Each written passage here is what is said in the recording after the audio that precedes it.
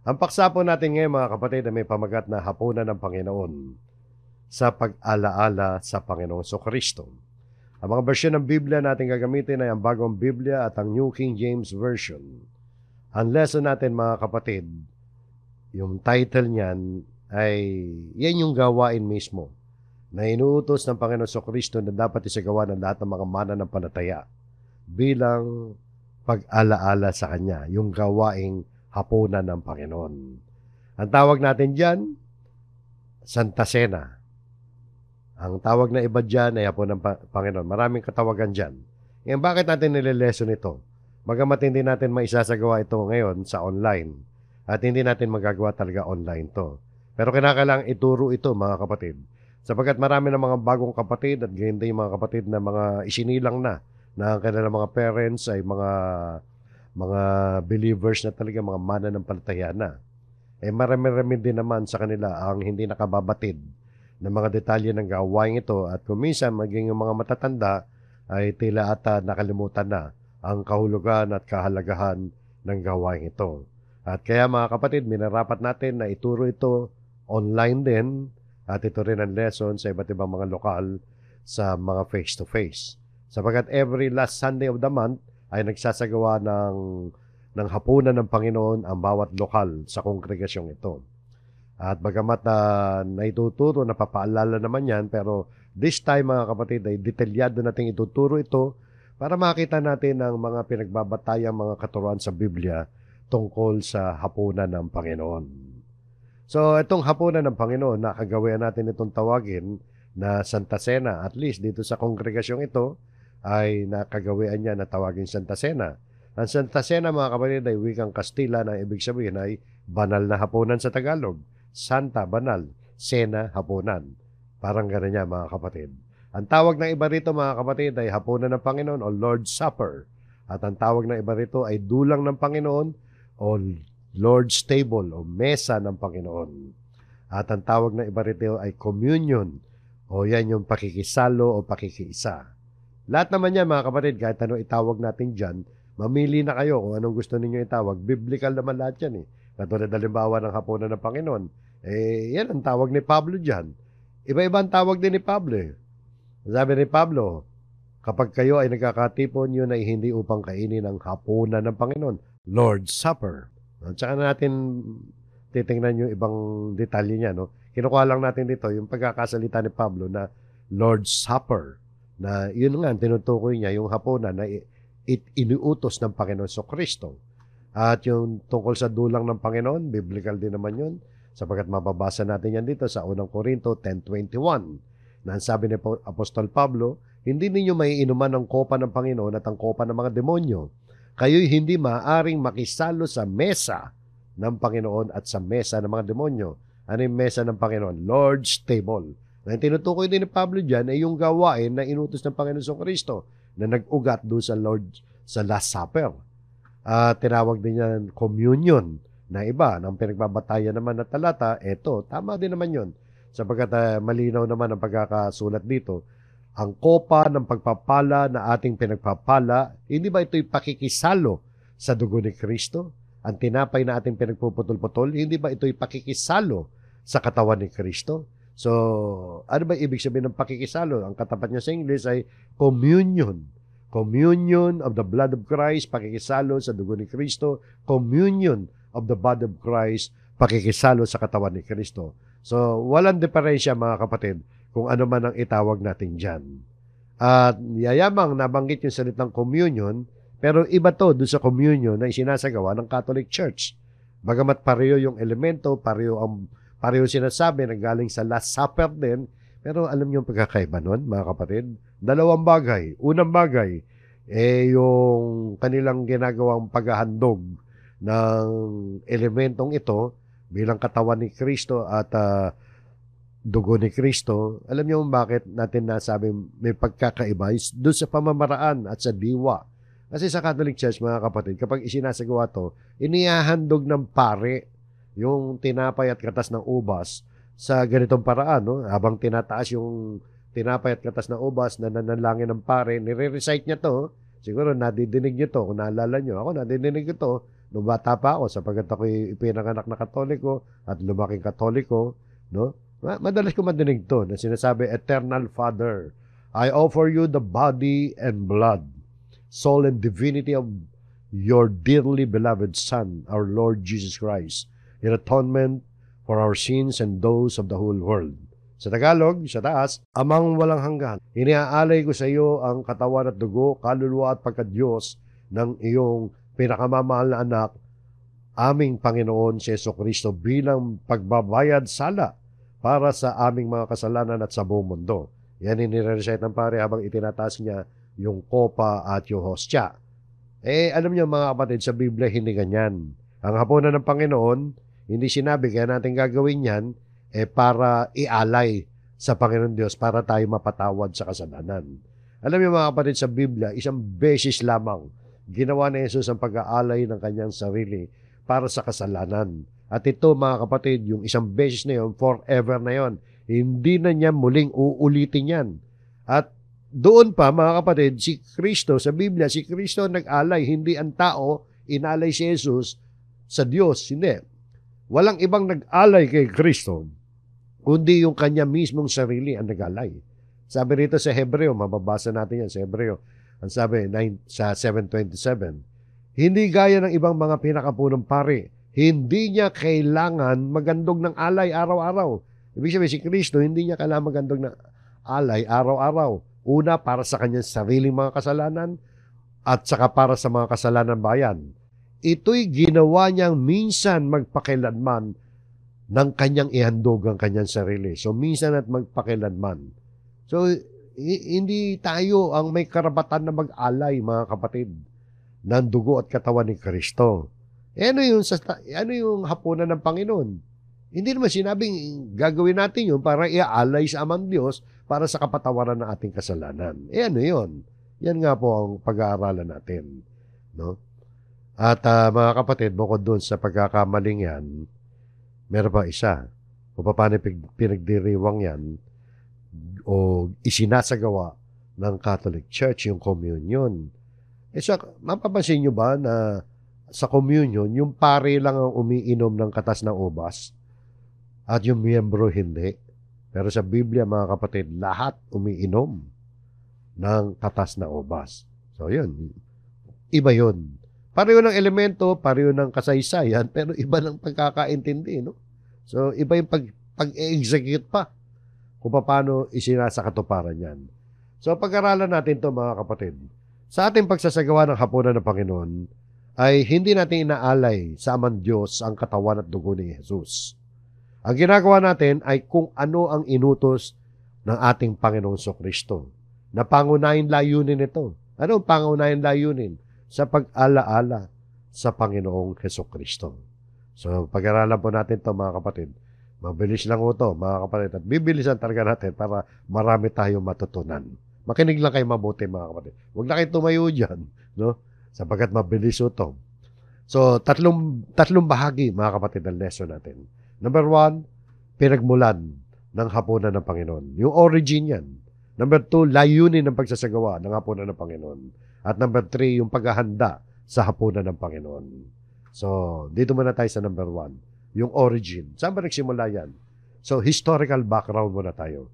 Alam niyo yung hapunan ng Panginoon, nagsimula yan nung gabing siya'y ipagkanulo. Ito yung huling hapunan ng Panginoon kasama ang kanyang mga apostol. Nung gabi na siya ay dakipin at kinabukasan ay pinako na siya sa krus. Na dito yung sa gabing ito, kanilang ipinagdiriwang yung Paskwa na tinatawag. Dadaanan natin yung Paskwa maya-maya. So, sa tala ni Lucas, mga kapatid, makikita natin dito na itinatag ni Jesus ang hapunan ng Panginoon nung gabing yun. Siya mismo ang nag-establish ng hapunan ng Panginoon. Dahil siya nag-utos eh. Sabi rito sa Lucas, mga kapatid, 20-19. Ito, nung habang ginagawa nila, isinasagawa yung Paskwa. No? Yung hapunan para doon sa Paskwa na pinagdiriwang ng mga Hudyo. Pagkatapos nun, isiningit ng Panginoon Jesucristo to. At siya'y dumampot ng tinapay at nang siya'y makapagpasalamat, kanyang pinagputol-putol at ibinigay sa kanila. Na sinasabi, ito'y aking katawan na ibinibigay dahil sa inyo. gawin ninyo ito sa pag-alaala sa akin. So yan yung portion ng pagpuputol-putol ng tinapay. Dinistribute ng Panginoon sa Kristo yan. Sinabi, gawin ninyo ito sa pag-alaala sa akin. So utos ng Panginoon sa Kristo na gawin natin yan. Kaya nasabi natin, itinatag yan, in-establish yan ng Panginoon sa Kristo, yung hapunan ng Panginoon. Ipinagagawa yan sa lahat ng mga mananampalataya. At yung continuation yan, tungkol naman doon sa kopa, yung katas ng ubas.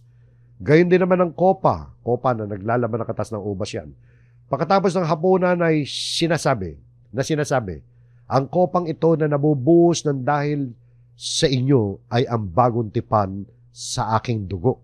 So, yung kopa, yung laman nun, sumasagisag yan sa dugo ng Panginoon Kristo na nabuhos para sa atin.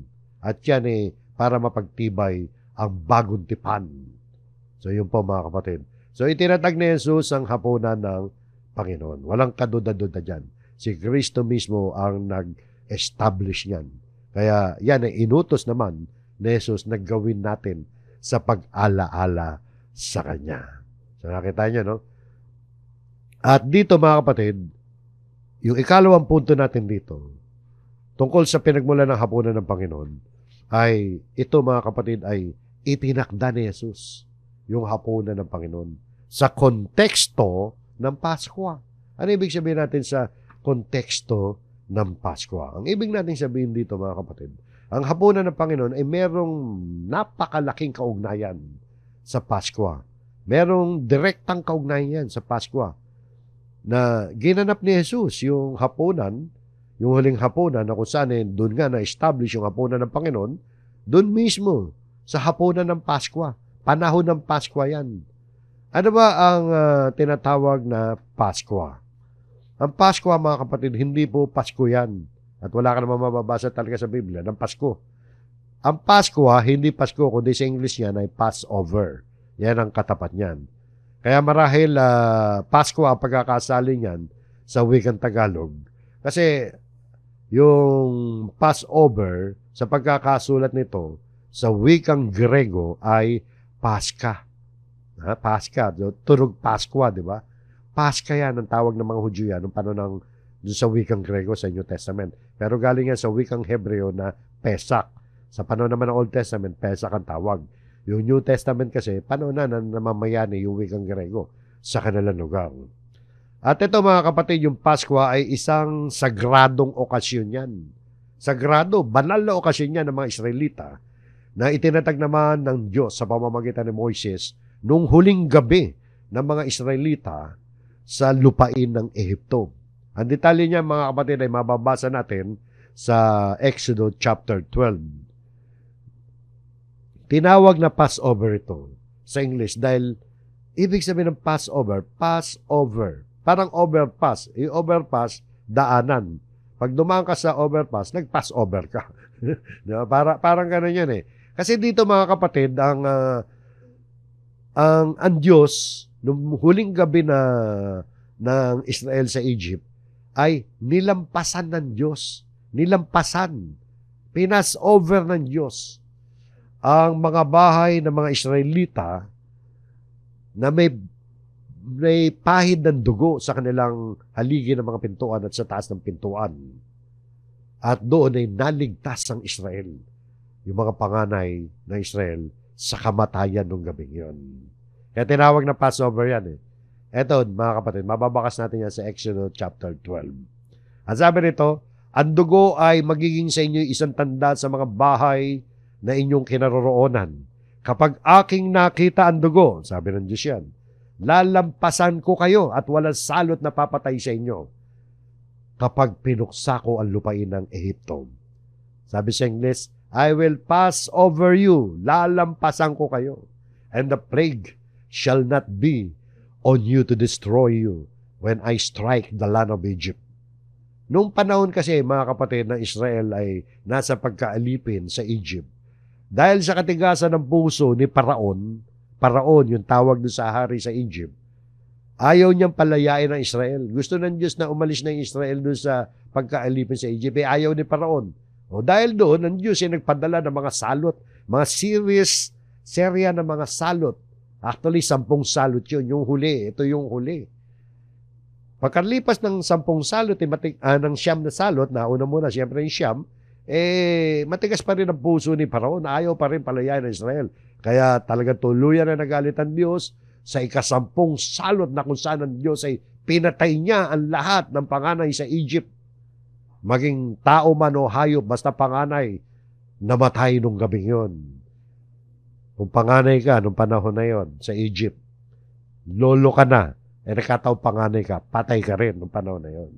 Lalaki man o babae, bata man o matandang panganay, basta ikaw ang firstborn, patay ka.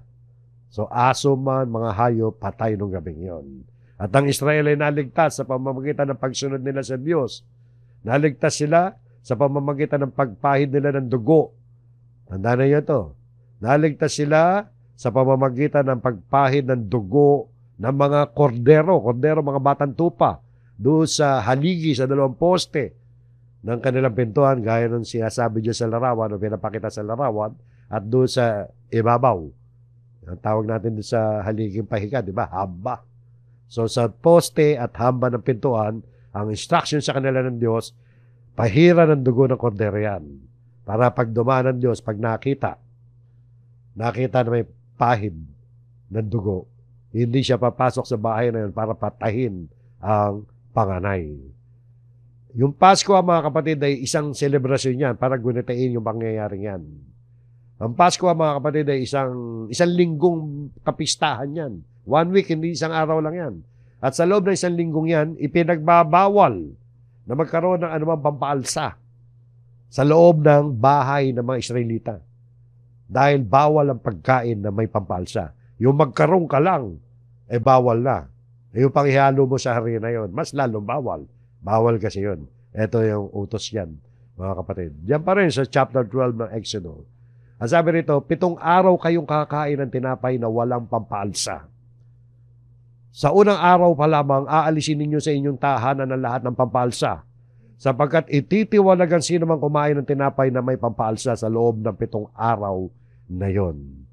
So panahon ng Pasko yan. At sa panahon ng Pasko, mga kapatid, ginanap ni Jesus ang huling hapunan niya, na doon nga itinatag ang hapunan ng Panginoon. Kaya nakatitiyak tayo na ang tinapay na ginamit ni Jesus noong Last Supper ay walang pampaalsa. Kaya naman yan din ang dahilan kung bakit ang ginagamit natin ngayon kapag nagsasagawa tayo ng hapunan ng Panginoon ay yung tinapay na walang pampaalsa. Yung plain na harina lang yan na ginawang tinapay. Alam niyo, mga kapatid, yung pangyayaring yan sa Old Testament ay isang example lang yan ng tinatawag ng Biblia na anino o larawan, shadow ng mga tunay na bagay. Sa Old Testament, shadow. Ang katuparan niyan ay ang New Testament. Katulad dito sa Pasko, meron tupa. Ang tupa, yung dugo noon, kinatay nila at ang dugo pinahid doon sa hamba ng kanilang mga pintuan at naligtas sila sa physical na kamatayan. Pero sa New Testament, si Kristo ang dugo. Si Kristo ang kordero ng Diyos na nag-aalis ng kasalanan sa libutan at ang dugo niya ang tumubo sa atin, ang nagbigay ng proteksyon sa atin, sa tinabunan ng dugo ni Kristo ang ating mga kasalanan. Tingnan niyo, mga kapatid, di ba ang Panginoon sa Kristo ay tinatawag na kordero ng Diyos? Sabi ni Juan Bautista dito sa John 1:29. Kinabukasan nakita ni Juan si Jesus na lumalapit sa kanya at kanyang sinabi, narito ang kordero ng Diyos na nag-aalis ng kasalanan ng sanlibutan. So nabuhos ang dugo ni Kristo, di ba? Para maligtas tayo, mga sumasampalataya sa Kanya. At ang tawag ni Pablo sa Panginoon sa Kristo, tinawag niya rin na kordero ng ating Pasko. Dito sa unang Korinto 5:7, ang sabi ni Pablo, alisin ninyo ang lumang pampalsa upang kayo maging bagong masa kung paanong kayo ngay walang pampalsa. Sapagkat si Kristo ang kordero ng ating Pasko ay naialay niya. Naialay na. So, mga kapatid, itinakda ni Jesus ang hapunan ng Panginoon sa konteksto ng Pasko. Ang Pasko, sagisag yan, simbolo ng kaligtasan at pagliligtas ng Diyos sa Israel. Kaya pinagdiriwang nila yan dahil utos ng Diyos siya para wag nila makalimutan. Ang dugo ng kordero na nagprotekta sa kanila mula sa kamatayan nung gabing na yon sa kanilang yung original, yung mga ninuno nila. Sa hapunan ng Panginoon naman, si Jesus, siya yung naging kordero na inaalay. Pag tayo nagdiriwang ng hapunan ng Panginoon, yun ang inaalala natin.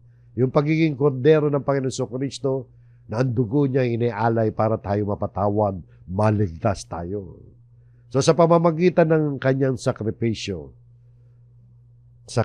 ni Jesus ay nalinis tayo mula sa ating mga kasalanan at nagkaroon tayo ng bagong buhay.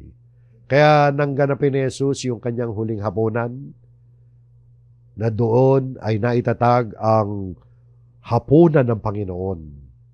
Ay sadya talaga yun mga kapatid, itinapat ng Panginoon Jesucristo na maganap yun sa panahon ng pagdiriwang ng Paskwa ng mga Hudyo. Sapagkat ang Paskwa ng mga Hudyo, in-establish ng Diyos yan na ipagdiwang ng Israel bilang paghahanda sa kamatayan, sakripisyo, pagbubuhos ng dugo ni Kristo para maligtas ang sanlibutan. So, makita nyo, no? Yan ang kaugnayan yan. Yung hapunan ng Panginoon sa konteksto ng Paskwa. Paskwa, namatay ang Panginoon sa Kristo. Matatandaan ninyo na matapos yung Last Supper. Nung gabi rin mismo yun, inaresto siya. Dire-diretso ang trial niya kahit madaling araw. Pagdating ng kinabukasan, 9 a.m. pa lang, nagdesisyon si Pilato na mabitay sa krus yan. Pagdating ng 12 p.m., nakarating sa bundok ng Kalbaryo, ipinako siya sa krus. Pagdating ng 3 p.m., namatay siya. Lahat ng yan, mga kapatid, naganap sa loob ng panahon ng pagdiriwang ng Paskwa ng Israel. So, itinakda ni Jesus ang hapunan ng Panginoon sa konteksto ng Paskwa. So, yan po ang pinagmulan ng hapunan ng Panginoon. Utos ni Kristo. Naganapin natin yan sa pag-alaala sa Kanya at yan ay naitakda sa konteksto ng Paskwa. Ikalawa, na bahagi ng ating aralin. Yung layunin, bakit natin isinasagawa yan? Obvious na obvious. Number one purpose ay dahil yan ay utos ng Panginoong Jesucristo na gawin natin sa pag-alaala sa Kanya. Gaya ng nabasa natin, mga kapatid, kanina doon sa Lucas. Di ba? Malinaw yun. Alam niyo, may mga inimbento ang mga tao para alalahanin si Jesus. Na kung titingnan naman natin, ay hindi biblikal. At salungat pa nga sa mga aral ng Biblia. Mga tradisyon na minana at nakagagis na natin na ginawa yun para alalahanin daw at sambahin daw ang Panginoon Jesucristo na hindi naman tinuturo ng Biblia na sa ganun paraan. Mga tradisyon na kung uungkatin natin sa kasaysayan ay galing sa mga pagano at ay may kaugnayan pa sa mga pagsamba sa Diyos-Diyusan. Nagmukhang Kristiyano lang yung selebrasyon, nagtunog Biblia lang dahil ginamitan ng mga pangalan at mga termino na galing sa Biblia. Pero ang totoo nun, hindi naman utos sa Biblia. Maraming ganon eh. Mga kapistahan sa sangkakristiyanohan na pinagdiriwang pero unbiblical. Ang isang malinaw at maliwanag na nakasulat sa Biblia kung paano natin dapat alalahanin ng Panginoon Jesucristo ay yung pagsasagawa at pakikibahagi sa hapunan ng Panginoon. Na kung tawagin natin ay Santa Cena o hapunan ng Panginoon, communion o Lord's Table. Ito mga kapatid ang pagkakataon na dapat nating alalahanin ng Panginoon Jesucristo at ang inaalala natin dapat kay Kristo ay yung dakilang sakripisyo niya para sa kaligtasan ng kaluluwa ng mga sumasampalataya sa Kanya. Sa pagsasagawa natin ng hapunan ng Panginoon ay hindi ito isang option na pag sinabing option, pwede mong gawin, pwedeng hindi. Kailangan natin gawin ito sapagkat ito'y utos ni Jesus sa lahat ng mga mananampalataya sa Kanya. Kaya yung layunin ng pagsasagawa ng hapunan ng Panginoon, ang number one, ito ay inuutos ni Jesus na gawin natin sa pag-ala-ala sa Kanya. Nung ipaliwanag niya ni Apostol Pablo sa unang Korinto 11:23, ang sabi niya, sapagkat tinanggap ko sa Panginoon ang ibinigay ko naman sa inyo. Ano yung tinanggap niya na ibinigay? Naman sa mga mananampalataya, na ang Panginoong Jesus ng gabing siya ipagkanulo ay dumampot ng tinapay. Katulad ng binasa natin kanina.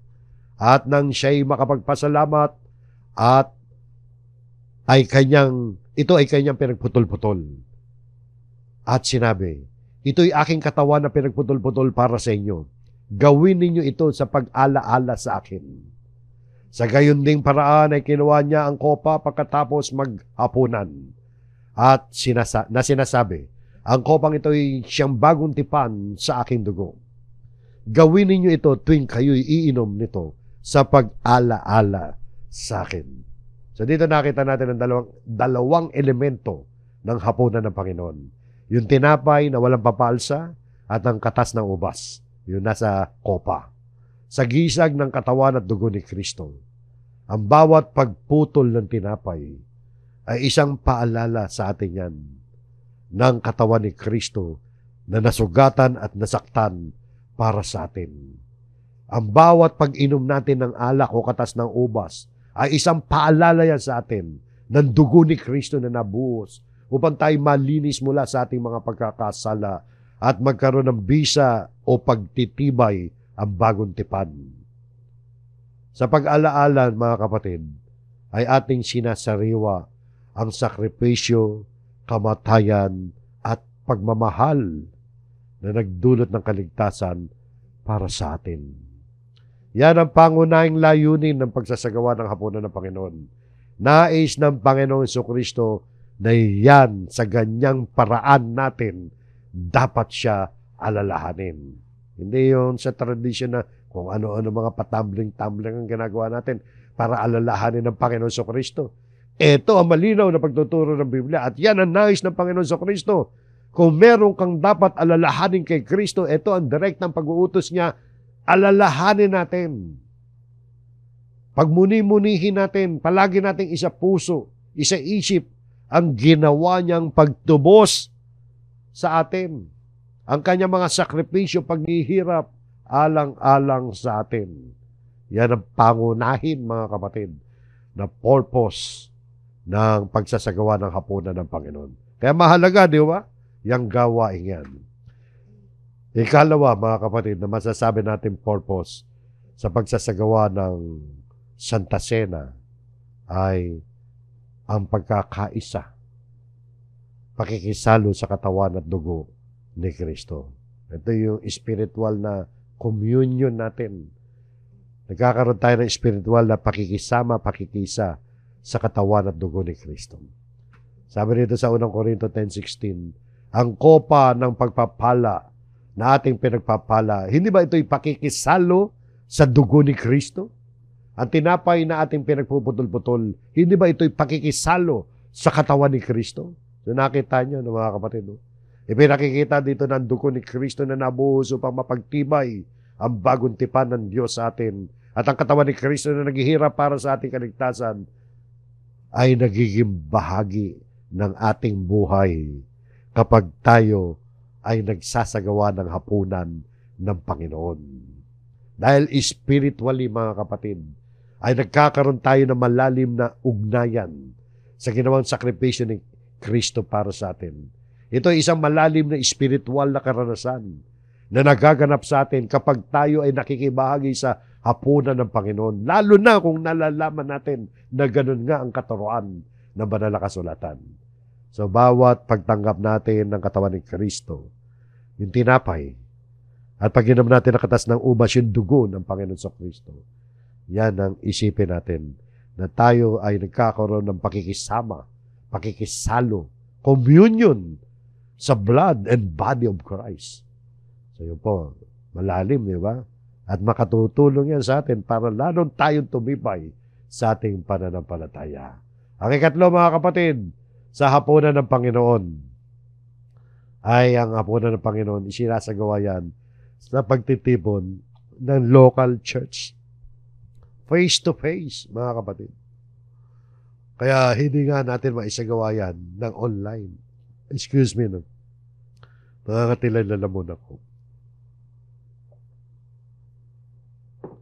So, ang hapunan ng Panginoon ay hindi lamang isang personal na pag-alaala yan, kundi isang kolektibo.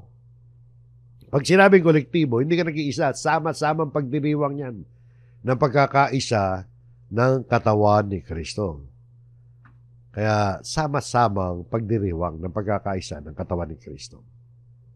Sabi dito sa unang Korinto 10:17, tingnan nyo.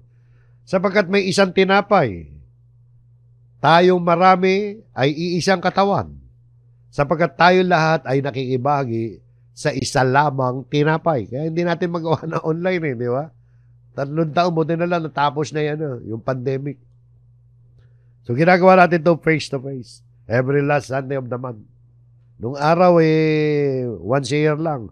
Pero sa pag-aaral kasi, mas mainam, mas maraming beses natin gawin. Kung pwede nga lang every Sunday, may singit natin palagi ito. Tingnan natin kung magagawa ng every Sunday. Yung pagsasagawa sa face-to-face ng Santa Cena o hapunan ng Panginoon. So nakita nyo mga kapatid, ang punto natin rito, kaya isang tinapay lamang ang gamit natin sa hapunan ng Panginoon dahil ang isang pakahulugan ng tinapay ay bilang katawan ni Kristo. Local church. Kaya nga sabi nito, tayong marami ay iisang katawan. Church yan, mga kapatid. Ito rin ang dahilan kung bakit hindi nga natin magawa ng online yan Sa hapunan ng Panginoon, ating ipinahayag ang ating pagkakaisa bilang mga miyembro ng katawan ni Kristo. Ito ay isang pagkakataon upang isang tabi natin. Kung tayo kasama sa isang local church, at dapat na may local church tayo, maliban na lang kung nakatira kayo sa bundok ng Taralala, gaya na sinasabi natin, no? Ito mga kapatid ay isang pagkakataon at okasyon yan upang isang tabi natin ang ating mga hidwaan. Kung tayo nandun sa local church, dapat wala kang kahidwaan yan. Yung mga pagkakaiba natin, itabi natin yan. Yung mga personal na alitan. Tayo ay tinawag na magkaisa sa ilalim ng isang pananampalataya at maglingkod sa isa't isa bilang magkakapatid kay Kristo. Sa ganitong paraan, mga kapatid, ang hapunan ng Panginoon, kapag isinasagawa natin yan, ay nagiging isang makapangyarihan simbolo ng kapatiran at pagmamahalan. Sa church ginagawa yan At yan ay sumasagisag sa pagkakaisa ng local church. Hindi naman universal church Wala naman universal church na madadaluhan Kaya local church ang palagi natin binabanggit. Nililinaw natin yan, mga kapatid, palagi sa mga nakikinig at sa mga sa kapatiran na hindi po pwede wala kang local church. Bagamat hindi yung church ang nagliligtas. Pero dinesign ng Diyos na ang mananampalataya ay maging membro ng local church. Kaya maghanap kayo ng local church na mapagkakatiwalaan, na maayos ang aral, na tingin ninyo ay lalago kayo. At kapag nakahanap kayo ng local church, patuloy kayo magtaguyod din ng ating gawain dito sa online. No? Sapagkat ito ay nakatutulong sa atin para madagdagan ang ating impormasyon. Eto pa mga kapatid, kapag tayo nagtitipon upang makibahagi sa hapunan ng Panginoon, ang layunin nito mga kapatid, kung bakit natin isinasagawa ito.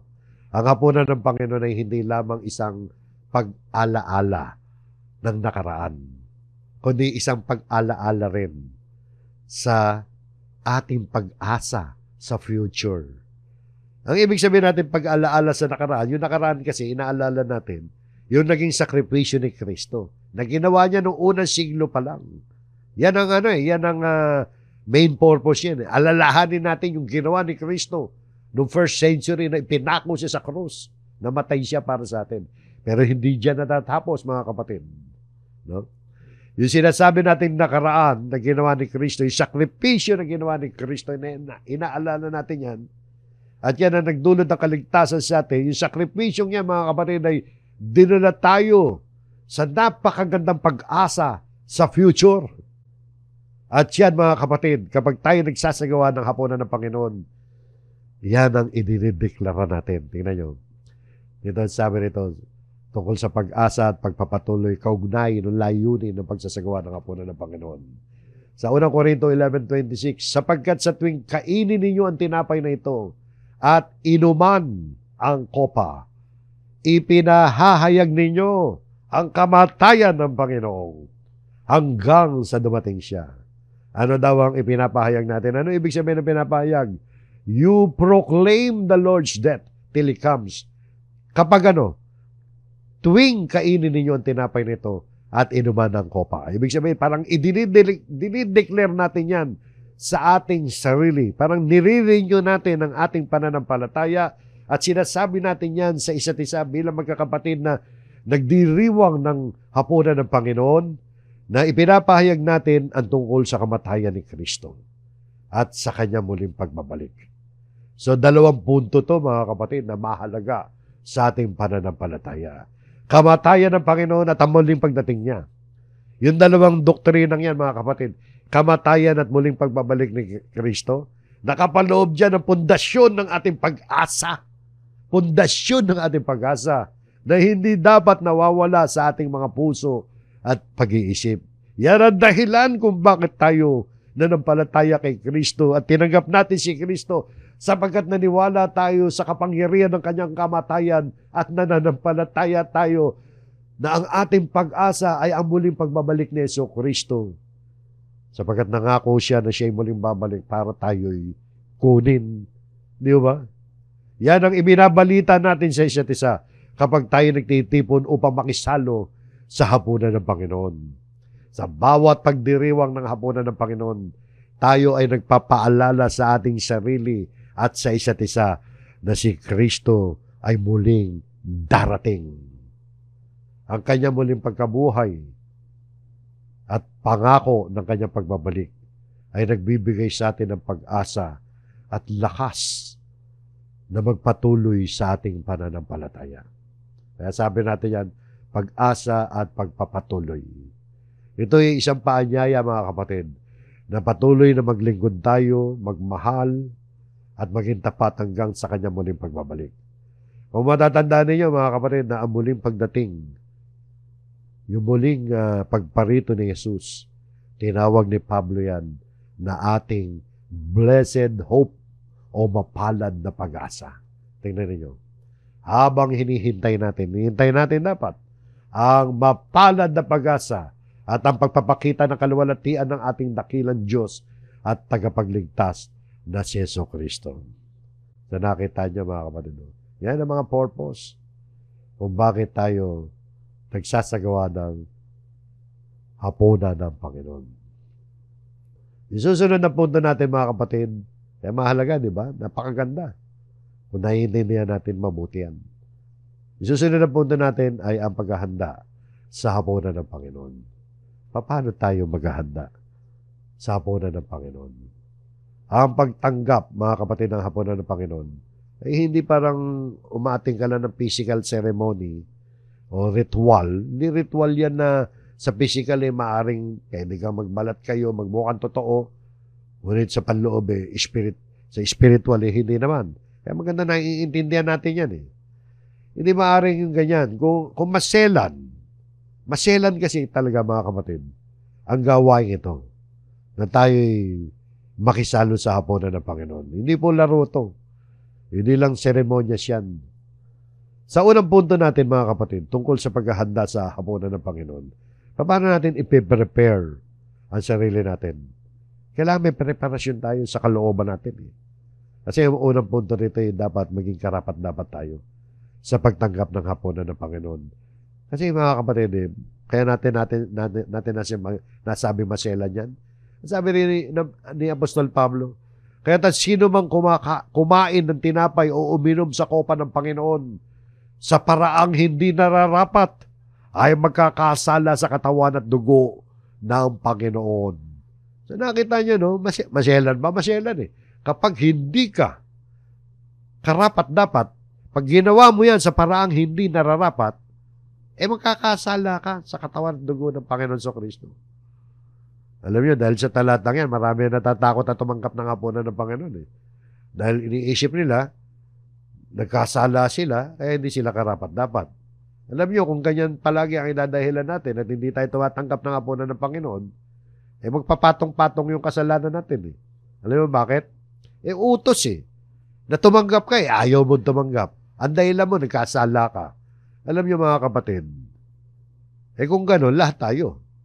Lumalabas, lahat tayo, hindi pwede tumanggap kung kasalanan ng pinag-uusapan dito. Di ba? Kasi lahat tayo nagkasala.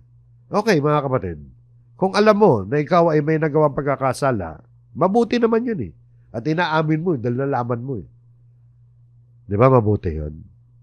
Pero dahilan ba yun para hindi ka tumanggap? Hindi dahilan yun.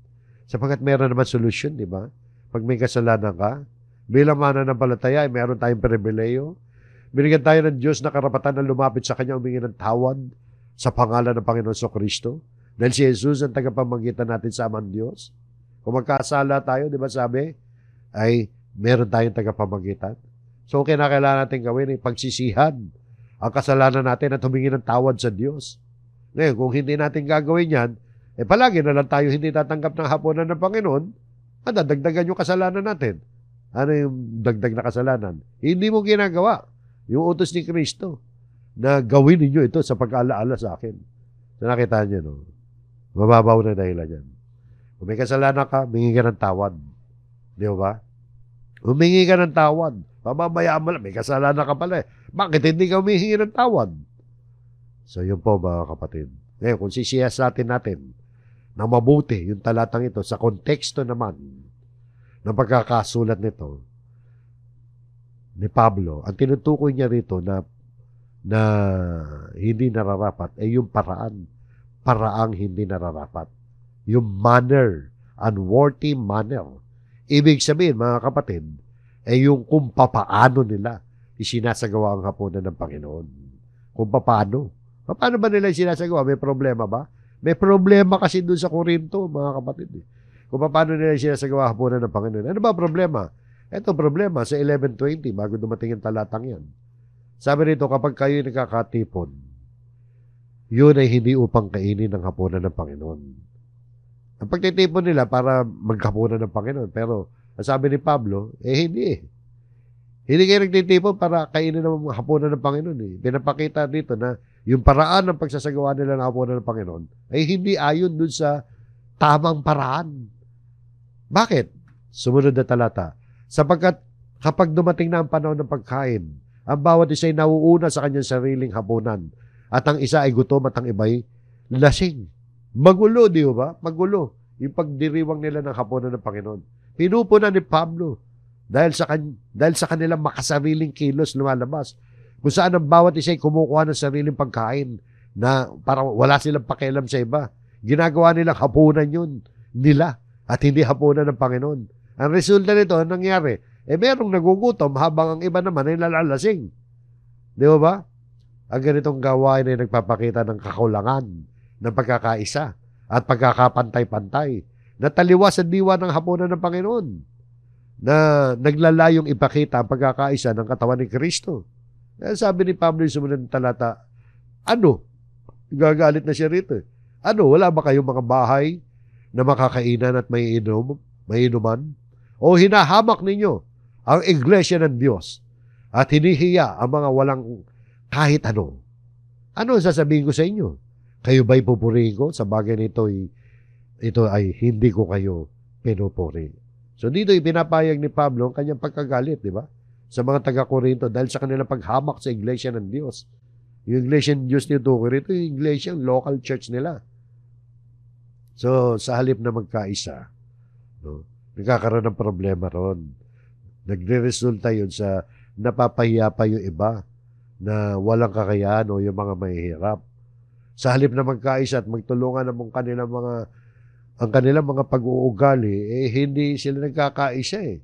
Nagpapakita ng kawalan ng respeto at pagmamahal sa kapwa mananampalataya. Yan yung partikular na paraan na hindi nararapat na sinasabi ni Pablo dito mga kapatid sa 11:27. So yan ang context niyan. At sino man ang kumakain ng tinapay o umiinom sa kopa ng Panginoon sa paraang hindi nararapat. Nagkakasala sa katawan at dugo ng Panginoon, magiging guilty ka doon sa katawan at dugo ng Panginoon. So yun po mga kapatid. Kaya payo sa kanila ni Pablo, sumunod na verse sa 28 ay siyasatin ang sarili. Kaya sabi nito, siyasatin ninyo ang inyong sarili saka kumain ng tinapay at uminom sa kopa. Bago tayo makisalo sa hapunan ng Panginoon, tinatawagan tayo na siyasatin natin ang ating sarili. Kailangan magbulay-bulay muna tayo bago tayo tumanggap ng hapunan ng Panginoon. Kaya para magawa natin yun sa paraan ng nararapat. Ayaw natin magkasala sa katawan at dugo ng Panginoon. So, seryosong bagay. Di ba? Ang pagtanggap ng hapunan ng Panginoon. Ang pagsisiyasat ng ating sarili, mga kapatid, ay ang pagtanggap yan ng ating mga pagkakamali at paghiling ng kapatawaran sa Diyos. Ito rin ay nangangahulugan na ng pakikipag-ayos natin sa ating mga kapatid na maaaring may tampo tayo o kaya may hinanakit o kaya sila naman na may hinanakit sa atin. Ang paglapit sa dulang o mesa ng Panginoon na may malinis na puso at isipan ay magbibigay yan sa atin ng mas malalim na kahulugan at pagpapala sa gawain ito. Pagpapalain tayo ng Panginoon. Bakit ba mahalaga na ating siyasatin ang ating mga sarili bago tayo tumanggap ng hapunan ng Panginoon? Una, nakita natin para hindi tayo magkasala. Pero ito pa isa, ang implikasyon niya pag hindi natin sinayasat. Sapagkat ang sino mang kumain at umiinom na hindi kinikilala ang katawan, ay kumakain at umiinom ng hatol sa kanyang sarili. So yung issue nito, yung kaguluhan doon sa church, di ba? Kaya yung katawan na tinutukoy nito, yung church ng Panginoon. Particular, yung local church doon sa Corinto. I-apply natin yan sa atin, yung local church natin. Pag hindi natin kinilala yung local church natin, wala tayong pakialam sa local church natin, wala tayong malasakit, wala tayong pag-ibig, tapos kumain tayo, uminom tayo sa hapunan ng Panginoon, kumakain at umiinom tayo ng hatol sa ating sarili. So, ipinakikita rito na ang mga nakikibahagi sa hapunan ng Panginoon ay dapat kinikilala natin yung ating kapatiran bilang katawan ni Kristo. Sila'y bahagi nito.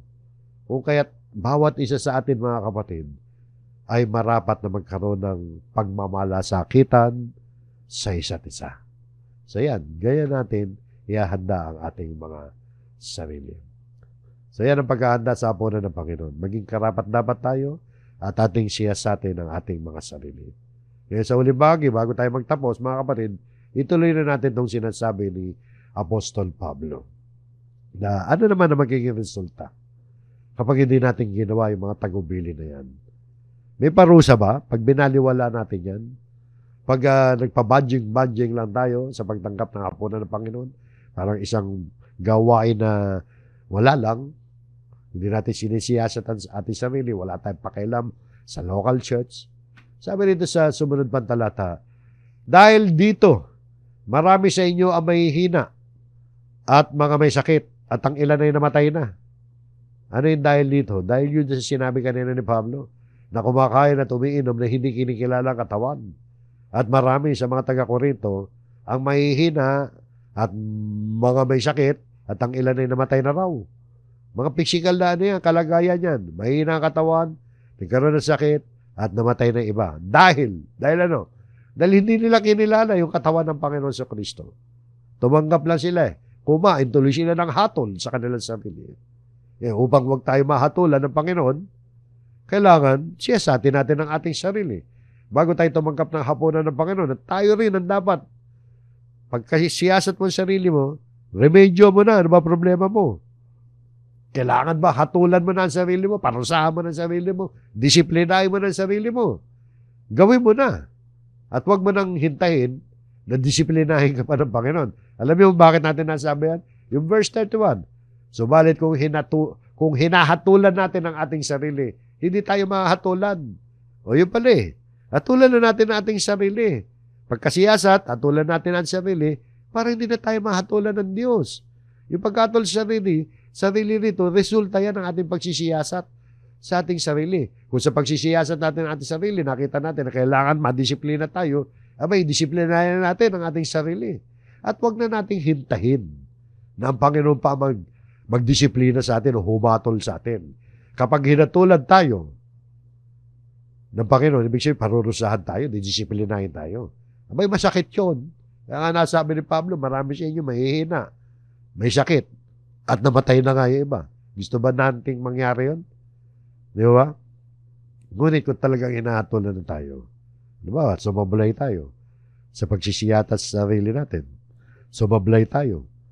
Hindi natin nagawa, dapat gawin. Hindi natin hinatulan sa sarili natin. Tulan tayo ng Panginoon. Pero pag hinatulan tayo ng Panginoon, mga kapatid, no? Ito mangyayari sa atin. Sa verse 32. Subalit kapag tayo hinatulan ng Panginoon, tayo ay sinusupil upang huwag tayong mahatulang kasama ng sanlibutan. O yun pala yun. Huwag kayo masyado matakot. Pero masakit din di ba? Nahatulan ka ng Panginoon. Isipin nyo, dito yung pinapakita naman ni Pablo, na kaya naman tayo nahatulan ng Panginoon. Ito ay bilang disiplina, pagsupil, sabi dyan.